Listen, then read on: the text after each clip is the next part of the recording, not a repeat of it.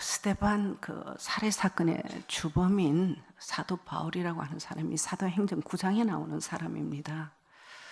이 사람이 그 당시 이제 그리스도 신자들을 이제 결박하러 다메섹으로 들어갔다가 거기서 이제 하나님을 만납니다. 그때 이제 빛 가운데서 하나님을 만납니다. 처음에는 하나님의 음성을 듣고 그리고 이제 빛 속에서 하나님을 만나는데 3일입니다.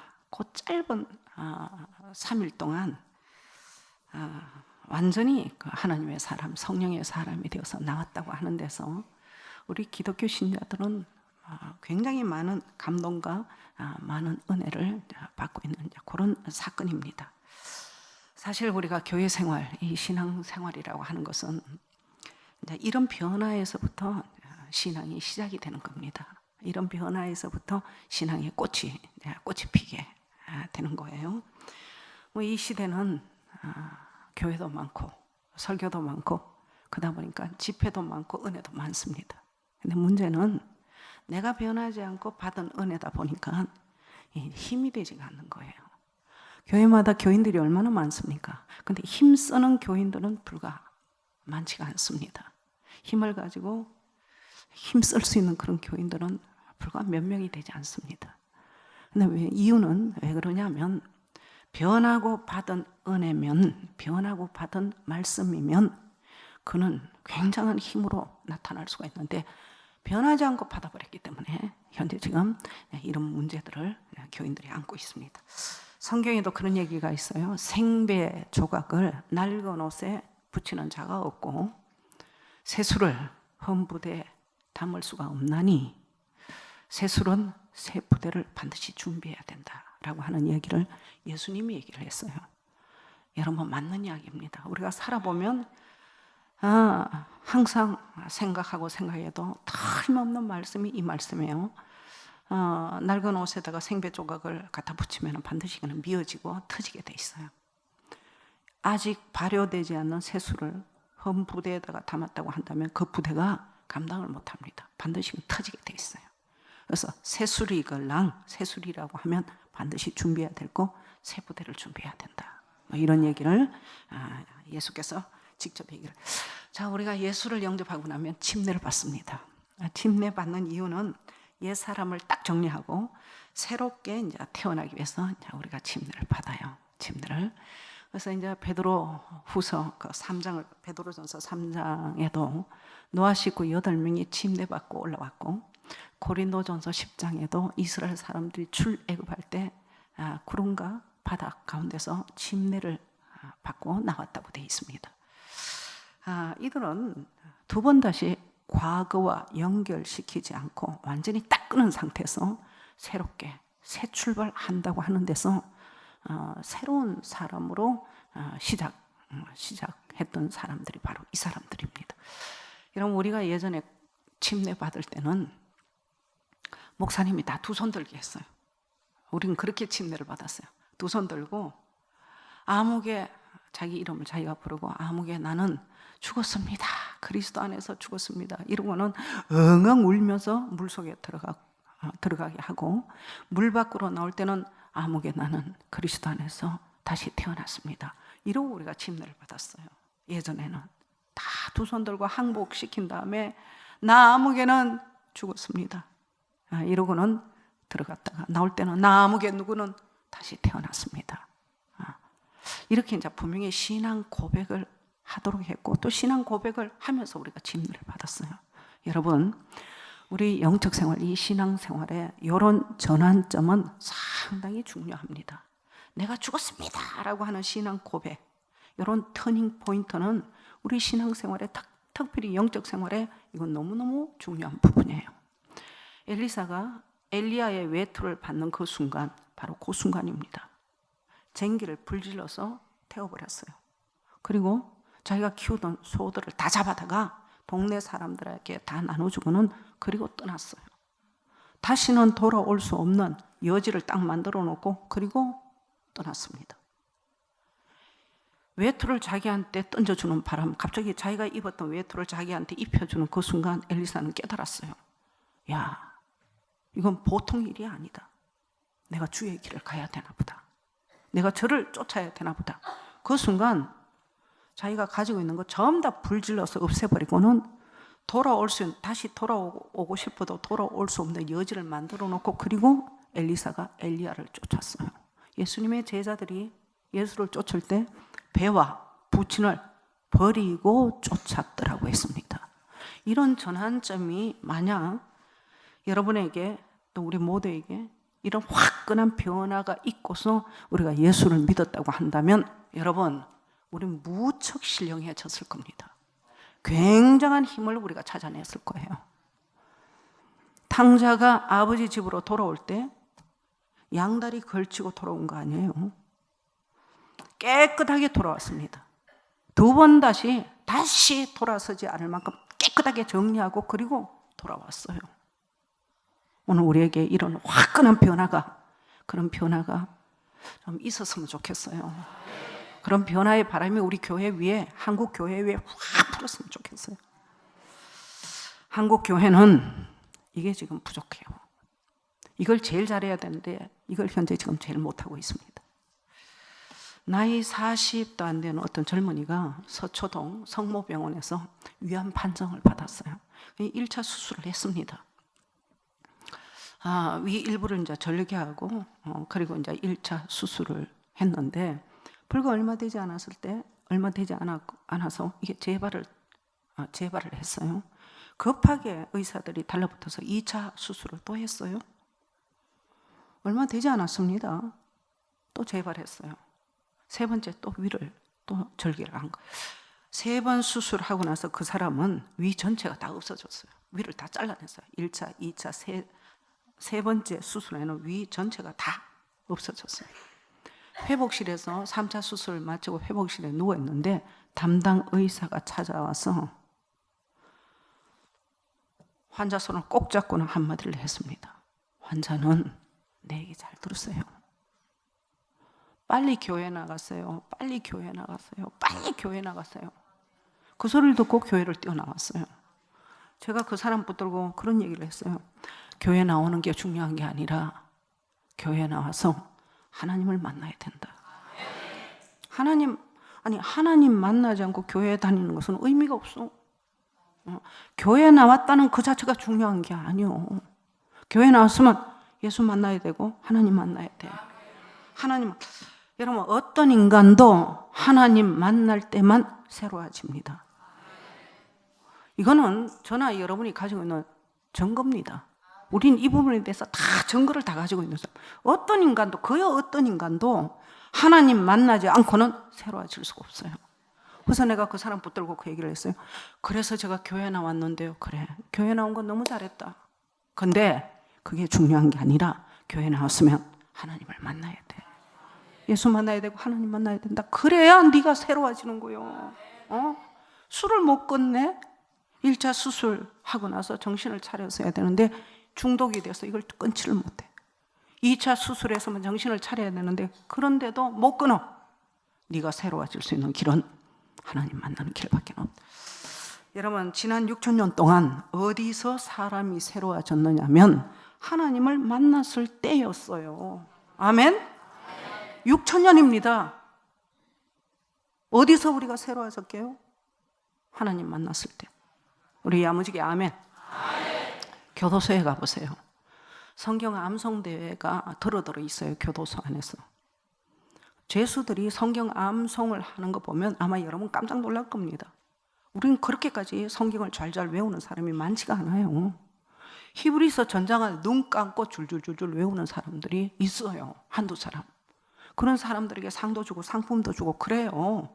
목사 몇 사람이 가서 심사도 봐주고 그러거든요. 근데 그 사람들이 왜 힘을 못 쓰느냐? 내가 변하고 받은 말씀이라면 굉장한 능력, 굉장한 힘을 가지고 이 사람들이 나올 수 있었을 터인데 내가 변하지가 않았어. 내가 변하지 않았기 때문에 변하지 않는 그 위에 하나님의 말씀을 줄줄줄 한다 해도 그는 그 사람이 하나도 도움이 되겠지. 하나도 도움이 안 되는 거예요. 만약 그 사람들이 하나님을 만난 다음에 하나님의 말씀을 받았다고 한다면 굉장한 힘, 굉장한 능력을 가질 수가 있었을 겁니다. 여러분, 우리에게 제일 필요한 것은 신앙의 전환점입니다. 이게 정말 예수께서 니고데모를 만났을 때 한마디를 했어요. 거듭나라. 내가 볼 때 네가 거듭나야 될 건데, 거듭나야 될 것 같은데 거듭나라. 진짜 하나님을 만나라는 거야. 진짜. 머리로만 만난 하나님이 아니라 종교 생활만 하고 종교 놀이만 할 게 아니라 내가 볼 때 너는 하나님 만난 사람은 아니요. 하나님 만나라. 그때 니고데모가 뒤집어집니다. 성령이 있다 없다 뭐 있니 없니 말이 많은데요. 여러분, 아직도 그런 소리 하는 사람이 있어요. 성령 없다 있다 있니 없니 말이 많은데 각 교단마다 역사를 바꾼 사람들은 100% 저는 다 하나님 만난 사람들이 역사를 다 바꿨어요. 그게 없으면 인간을 바꿀 수가 없는데요. 사람을 뒤집을 수가 없는데 그게 있기 때문에 가는 곳곳마다 돌풍을 일으키고 가는 곳곳마다 사람들을 회심을 시키고 변화를 시키고 사람을 뒤집을 수가 있는 거예요. 오늘 우리가 읽은 이 본문은 아브라함이 소돔성이 멸망한다고 하는 소식을 듣자마자 여호와를 찾아갑니다. 여호와 앞에 섰어요. 그러고는 여호와께 물어봅니다. 하나님, 소돔성에 의인이 50명만 있어도 사해 주십니까? 이렇게 물어봤어요. 그때 이제 여호와께서 그래 50명만 있으면 내가 그 성 내가 사해 준다. 근데 가만히 생각하니까 약간 좀 불안했는지 그럼 45명만 있어도 사해 주실 겁니까? 물었어요. 오케이, 좋아. 45명 좋아. 내가 사해 준다. 30명도 괜찮아요? 좋아. 30명도 내가 통과. 20명도 괜찮겠습니까? 하나님이 그걸 들으시고는 그것도 괜찮다고 생각하셨는지 좋아. 20명만 있으면 내가 그 성을 사해 주겠다고 했어요. 그런데 아브라함은 왠지 불안했는지 하나님, 마지막으로 제가 한 번만 말씀드리고 싶은데요. 10명만 있으면 그 성을 사해 주실 겁니까? 하나님도 많이 고민을 했을 것 같습니다. 왜냐하면 그 성에 하나님 믿는 사람이 최소한 6명은 있었어요. 롯의 식구 6명. 그 집 식구, 원래 식구 4식구에다가 사위 2명이 붙었으니까 6명은 하나님 믿는 사람이거든요. 거기다 4명만 붙으면 그 성은 사해진다고 할 때 하나님이 오케이, 좋아. 4명만 나와. 4명만 있으면 내가 소돔 고모라 성을 용서하겠다고 얘기를 했어요. 여러분, 소돔성이 망한 이유가 게이들이 많아서 망했을까요? 아니에요. 경제 문제로 망했을까요? 아니에요. 사람이 문제였어요. 사람. 하나님 믿는 사람이 없어서 그 성이 망했습니다. 해봤자 4명이 없어서 망했다는 거 여러분 생각하시면 돼요. 롯의 사위 정도가 됐다고, 롯의 집에 사위로 들어올 정도 같으면 그 사람들이 하나님 안 믿는 사람들은 아니었을 거예요. 소돔성에 최소한 6명은 하나님 믿는 사람이 있었어. 10명만 있으면 이 성을 사해 주실 거죠? 좋아, 오케이, 내가 통과 사해 준다고 했는데도 불구하고 4명이 없어서 그 성이 망했습니다. 소돔성이 망한 이유는 사람이 문제였어요. 사람이 없었어요. 우리 대한민국 현재 지금 굉장히 어려움을 당하고 있습니다.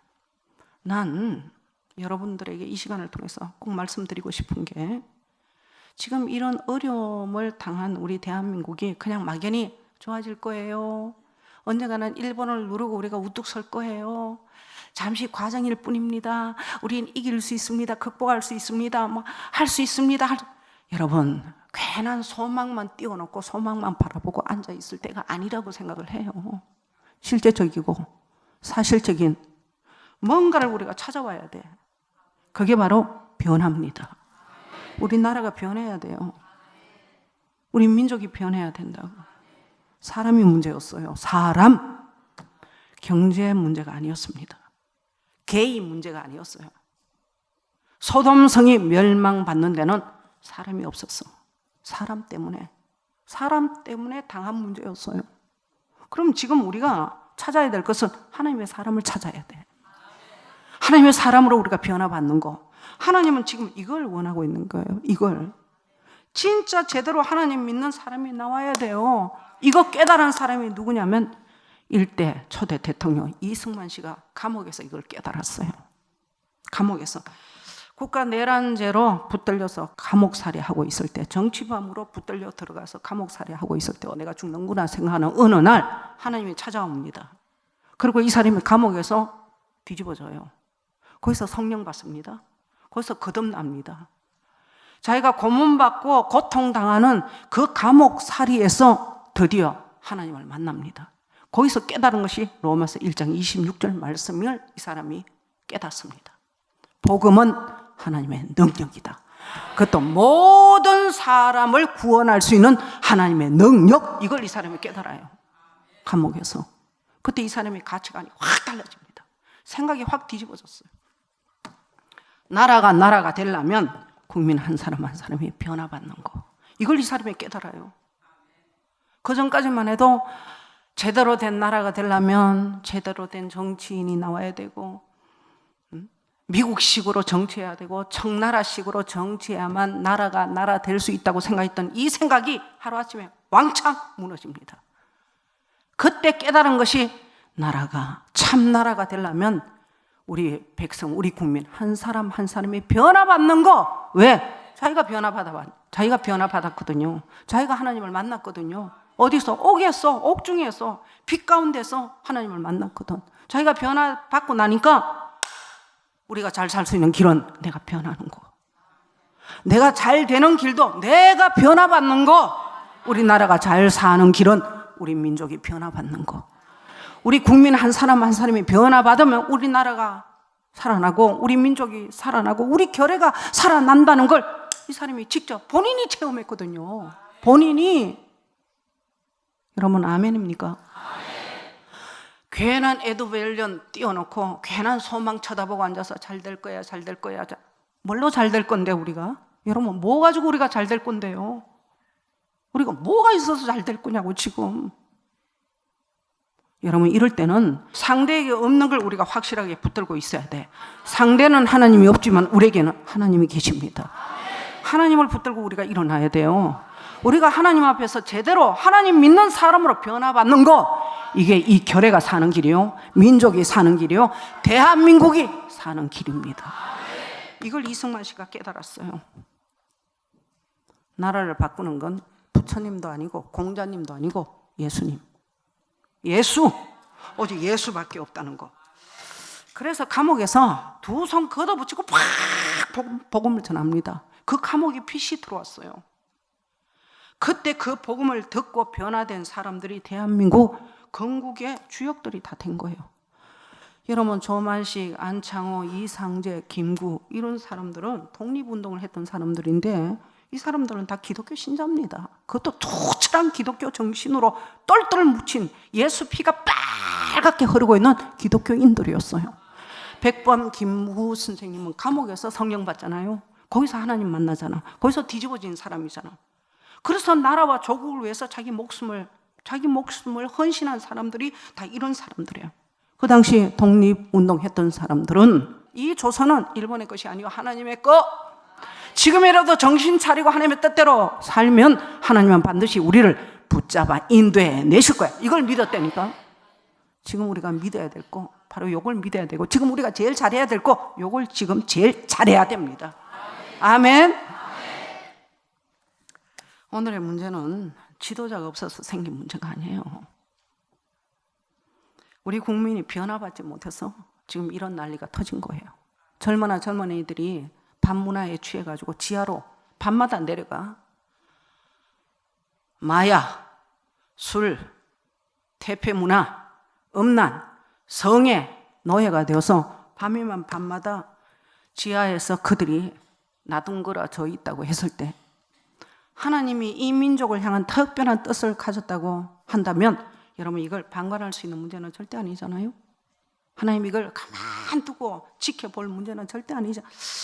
여러분 이승만 씨 책에 나라를 살리는 길은 예수 똑바로 믿는 것이 나라 살리는 길이라고 나와 있습니다. 유럽이 5만 불, 6만 불 정말 나라로 굉장히 잘 살고 있습니다. 어느 날 갑자기 이 나라들이 이렇게 잘 사는 나라가 됐을까요? 아니에요. 북유럽 같은 경우는 전체가 다 기독교 국가였어요. 그것도 아주 뜨거운 기독교 국가였습니다. 그들의 삶의 뿌리는 이미 기독교가 깔려 있고 그 위에 가치가 나타난 거예요. 그 가치가 지금 이렇게 나타난 거예요. 그들 속에는 뜨거운 기독교의 피가 흐르고 있었어요. 밑바닥에 기독교의 뿌리가 자리 잡고 있었던 나라들입니다. 그 위에 기가 막힌 문화, 문명, 기가 막힌 축복과 은혜들이 지금 현재 꽃피우고 있는 거예요. 여러분, 북유럽 같은 경우는 나라 중에는 인구 1000만도 안 되는 나라들도 있어요. 우리가 통일이 되면 우리나라는 8천만 인구를 가지는 나라가 됩니다. 8천만. 통일만 되면, 여러분, 이렇게 되면 전 세계에서 우리 대한민국이 6위국 나라가 되는 거예요. 어떤 문제가 나오는 줄 아세요? 내수 시장만 어마어마한 시장을 우리가 가지고 나오게 돼요. 내수, 수입한다, 수출한다, 이러고 저러고 신경 쓸 일이 없어. 내수 시장만 해도 어마무시한 시장을 우리가 딱 가지고 나타날 수 있는 그런 나라가 됩니다. 전 세계 5위, 6위국 그런 나라로 우리가 거듭나게 돼요. 그런 나라로. 이런 나라를 하나님이 여기까지 오게 할 때는 뜻이 없겠어요? 아니, 계획이 없었겠느냐고. 장대영 교회 처음에 100년 전에 우리나라에 기독교가 들어왔을 때 성령의 불과 함께 들어왔습니다. 장대영 교회에서 집회를 하는데 남자만 1,500명이 앉아서 그 집회에 참석했어요. 그날 1,500명 저는 다 성령의 불을 다 받았어요. 다 뒤집어진 거예요. 새벽 1시까지 흩어지지 않고 그들이 막 울면서 이 나라와 이 민족을 위해서 정말 부르짖고 기도했던 나라가 대한민국이었어요. 대한민국 기독교는 그렇게 시작했어요. 그렇게 시작해서 지금 오늘 여기까지 내려온 겁니다. 그 불을 우리가 지켰어야 되는데 그 불을 제대로 못 지키는 바람에 현재 지금 이 난리가 난 거예요. 이 난리가 난 거예요. 60년 만에 철 녹여가지고 자동차 만들어서 그 자동차를 끌고 다니는 세계 유례 없는 이런 나라, 이런 민족, 하나님의 뜻이 있습니다. 하나님의 계획이 있어요. 그 뜻, 그 계획을 이루기 위해서 여러분 아직도 감이 안 옵니까? 이렇게 할 수밖에 없는 하나님의 뜻, 하나님의 계획이 아직도 감이 안 오느냐고. 지금 하나님이 원하시는 것은 딱 한 가지입니다. 제대로 하나님 믿고 깨어나라는 거예요. 이걸 우리가 잘해야 돼요. 이걸 우리가 해야 돼요. 포항 실업고등, 실제로 있었던 일이에요. 실제로 있는 이야기입니다. 포항 실업고등학교에 그 학교에 다니는 어떤 아이가 여름 수련회 갔다가 얘가 하나님을 만났어요. 얘가 이제 성령 받고 뒤집어진 거예요. 그리고 이제 막상 공부하려고 학교로 돌아왔는데 모든 실업고등학교가 다 그렇다는 건 아니겠지만 하여튼 막상 공부하려고 왔는데 애들이 담배 피우지, 술 마시지, 주먹질하지, 욕하지, 입에 욕을 달고 있지. 수업도 수업이 안 되지만 애들 이 수준이 이게 너무 풍기문란하다 보니까 얘가 도저히 거기서 수업도 못하겠지만 신앙이 안 되겠더래. 신앙이. 얘는 하나님을 만나지, 가슴은 뜨겁지. 이래가지고는 혼자서 예배를 보는 거예요. 학교 가면 구석에 가서 혼자서 성경 보고 혼자서 예배하고 혼자서 기도하고 혼자서 찬송하고. 그러니까는 주변에 있는 친구들이 어디 갔다 오더니 얘가 완전 돌아서 왔다고 해가지고는 이 또라이 같은 놈이라고 농구공 가지고 와서 때리기도 하고 주먹으로 막 패주기도 하고 막 발길로 막 걷어차기도 하고 돌았다고 미쳤다고 가라고 이래가지고는 완전히 왕따가 된 거예요. 왕따. 그래도 하나님 만났으니 이걸 얘가 막 하나님 우리 학교가 변화받게 해 주시옵소서. 저 친구들이 다 하나님 만나게 해 주시옵소서. 이러면 혼자 운동장 구석지 가서 계속 기도하고 찬송하고 예배하고 기도하고 찬송하고 예배하고. 그러다가 어느 날 저쪽 학교에서 태학 맞은 어떤 애가 이쪽 학교로 전학을 왔어요. 태학 맞고 전학 온 거니 그건 전학도 아니고 태학 맞고서 돌아다니다가 받아줄 학교가 없는데 이 학교에서 계속 받아주는 바람에 이 학교로 들어온 애가 하나가 있었어요. 근데 보니까 이상한 왕따가 하나 있거든. 매일 저 구석지 가서 엉엉 울면서 두 손 올리고는 하나님 도와주시옵소서 살려 역사해달라고 하는 놈이 하나가 있어서 가서 봤더니 이게 예수 믿는 애야. 그것도 막 빨갛게 예수한테 미쳐가지고 예수 믿는 애라는 걸 알게 되었어요. 개를 붙들고 하루는 고백을 하더래요. 나도 옛날에 초등학교 때 교회 열심히 다녔거든. 근데 내가 볼 때 넌 진짜 예수 믿는 애다. 나도 그렇게 한번 믿어보고 싶다. 이래가지고는 갑자기 2명이 예수 믿는 사람이 되었어. 완전 돈 사람이 2명이 나온 거예요. 원래는 혼자서 막 미쳐가지고 이러고 다니는데 하나가 거기가 붙어가지고 2명이 됐어요. 둘이서 구석재 가서 말씀 보고 기도하고 찬양하고 예배하고 말씀 보고 기도하고 찬양하고 예배. 2년 만에 20명이 만들어졌어요. 20명. 걔가 졸업할 때는요, 각 반마다, 각 한 반마다 기독교 모임이 만들어졌어요. 그 학교가 기독교 학교가 아니거든요. 근데 어느 날 어느 순간부터 그 학교가 기독교 문화로 꽉 채워지는 학교가 되었어요. 꽉 채워. 그 애들을 누가 다스려?